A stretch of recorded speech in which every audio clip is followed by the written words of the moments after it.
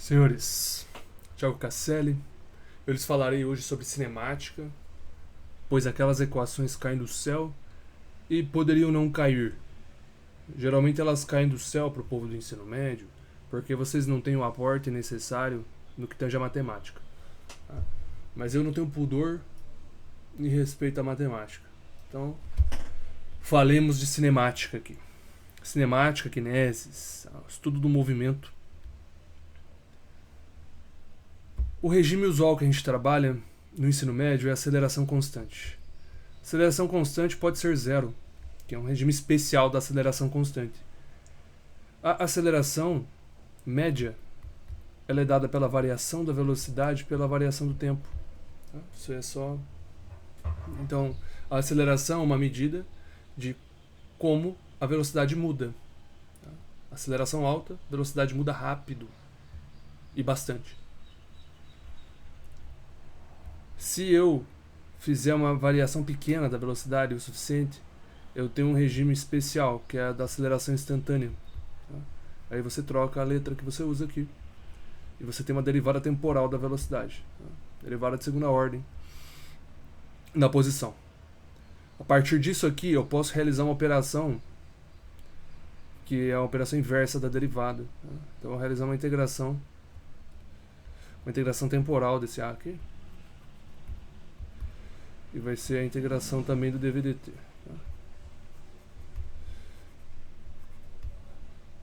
Integração de t0 a t. Eu vou ter o seguinte. Já que é constante, sai da integral, propriedade. Teorema fundamental do cálculo, final menos inicial. Então eu tenho que A delta t é igual. Como você vai ter o regime de velocidades aqui, a velocidade no tempo final menos a velocidade no tempo inicial. Eu vou ter um v menos v0. Tá? Se eu considerar aqui uma consideração, tá? Vou começar a considerar t0 igual a zero. Bem normal isso. Então eu tenho a seguinte equação: v menos v0, que é a velocidade inicial, vai ser igual a aceleração constante vezes o tempo. Essa equação é importante para o ensino médio. Tá? Temos a nossa primeira equação.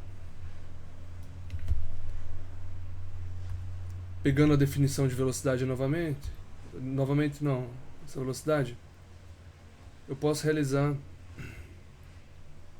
uma consideração aqui, que é velocidade instantânea. Tá? Tendo essa definição, dx dt, só substituir e vou integrar no tempo. Tá?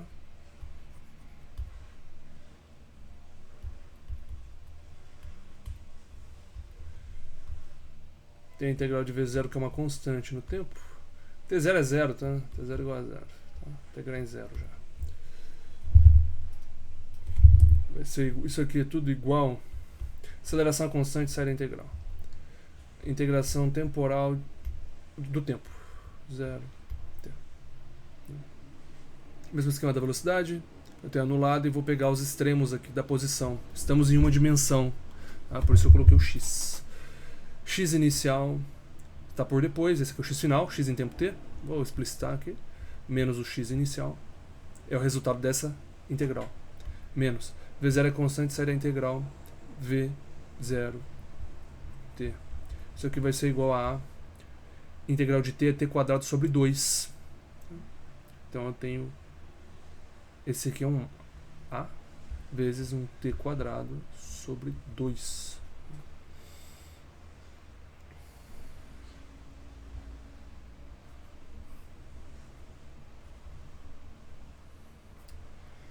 Temos outra equação. Essas equações aparecem para vocês comumente no ensino médio, primeiro ano em especial. Então você tem aqui tudo parte dessa consideração e da definição de aceleração. Tá? Então, se a minha aceleração for variável, se for uma função do tempo, do espaço, você não pode usar essas fórmulas. Essas fórmulas estão restritas ao regime de aceleração constante. Tudo bem, senhores? Isso aqui é bem importante. a gente pode tomar um outro caminho e restringir mais o sistema para obter uma equação conhecidíssima. Tá? Peguemos a definição de velocidade, então.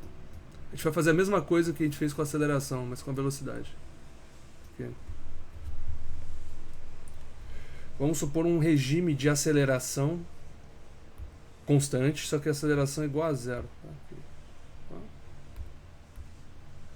A minha aceleração será igual a zero. Se a aceleração é zero, isso aqui implica um regime de velocidade constante, automático. Tá? Se a aceleração é zero, não varia a velocidade. Se a velocidade não varia, ela é constante. Se a velocidade é definida como dx dt em uma dimensão, eu posso integrar temporalmente essa equação. Tá? V dt vai ser igual a dx dt. Integrando temporal, vou fazer t0 igual a zero, tá? Mais uma restrição. Para baixo. Aqui. Se a minha velocidade é constante, eu tiro para integral. Propriedade. Tá? T menos t0 é t mesmo.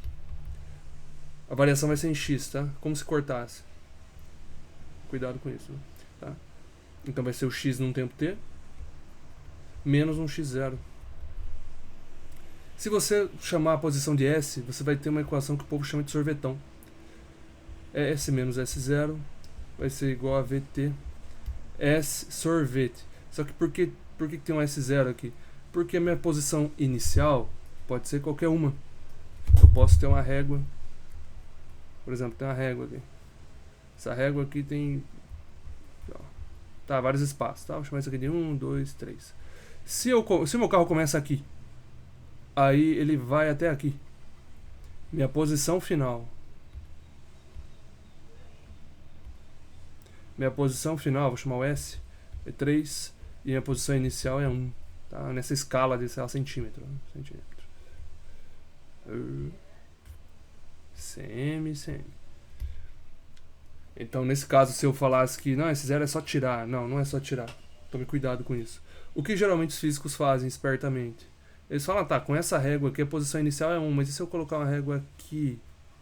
E nessa régua aqui é 0 e aqui é 2. Então a régua com a mesma graduação, só que eu desloco o meu referencial de partida. Então eu posso falar que a posição inicial é 0, porque eu sempre posso deslocar esse referencial, dado que a velocidade é constante. Tá? O regime não relativístico. Não precisa de preocupação, só deslocar o referencial e você tem um sorvetão. Sorvetão. Ele vale para velocidade constante. Vou colocar até aqui, ó, V igual a constante, tá? Isso aqui é uma restrição. A segunda restrição é S0 igual a 0, tá? Que é o referencial inteligente. Então, se você tem essas duas restrições, você pode usar o dito sorvetão numa boa. Caso contrário, por exemplo, a velocidade pode ser vamos colocar assim um regime de AT quadrado. Sobre 2. Vamos supor que seja esse regime aqui, o regime da velocidade. Tá? Então, a velocidade ela vai depender de uma aceleração. Tá? Mas a aceleração, vamos supor, constante, mas ela vai depender do tempo também. E o tempo não vai ser constante, o tempo passa. Então, não é uma velocidade constante, você não pode, num regime desse, tentar achar. Por exemplo, vamos supor que eu dê a velocidade no tempo 3 segundos, vai ser 10. Aí o cidadão vai lá, joga 10 aqui, joga tempo 3 aqui, o cara vai lá, S é igual a 10 vezes 3 igual a 30 metros. Isso que tá errado, não pode, cara. Por quê? Porque essa velocidade é uma função temporal, ou seja, não é constante, ela muda com o tempo. Tá? O tempo inicial é 0, depois vai ser A sobre 2, depois, enfim. Fiquem espertos com as restrições. Essa equação aqui é boa. Tá? Essa equação aqui também é o sorvetão, cai no Enem. Bom. Então a gente tem aqui da cinemática. Com cálculo básico você consegue deduzir as equações por meio de premissas bem simples. Por exemplo, tornar constante a aceleração, você torna constante a velocidade. Alguém poderia falar, e se eu zerar a velocidade, mas aí não tem movimento. Né? Então a cinemática é o estudo do movimento. Aí seria a estática, que você... velocidade zero é S igual a zero, ou S igual a S0 na verdade. Né? Que aí se você pega essa equação aqui, Meu quadro, eu tenho que apagar meu quadro daqui a pouco, hein? Tá? Se eu pegar esse regime aqui, eu zero a velocidade, eu tenho que S menos S0 igual a 0, ou seja, S igual a S0, a posição é igual à posição inicial sempre, não tem movimento. Isso aí também não houve necessidade de muita ponderação, né? Então, essas três equações já serão suficientes para agora. Mas saibam que o cálculo diferencial é uma ferramenta que você pode usar para justificar logicamente a razão de ser de certas equações que caem do céu. Então você vê as restrições, você aplica matematicamente a condição de contorno e você tem o resultado. Qualquer dúvida, contacte-me.